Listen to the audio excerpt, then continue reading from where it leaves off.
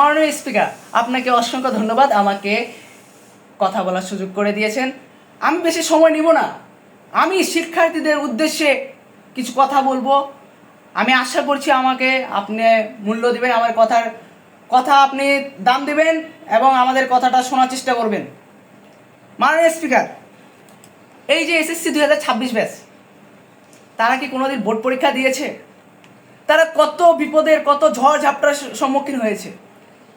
তাদের উপর দিয়ে করোনা গেল, নতুন সিলেবাস, নতুন মোবাইল নিয়ে পরীক্ষা হলে গেল তারা।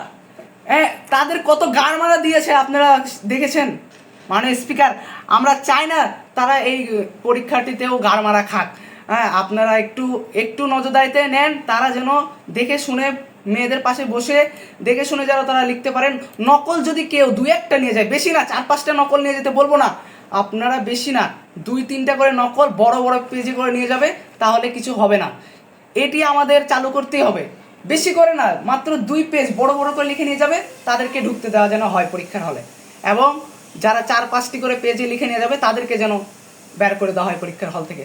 মাননীয় স্পিকার, আমাদের বড় ভাই, আমাদের একজন শহীদ, ভুলে গেছে, আমাদের হচ্ছে জুলাই যোদ্ধা তাহসিন মুস্তাকিম, এরা আমাদের কত উন্নতি করেছে, তাদের জন্য আমাদের স্বাধীনতা।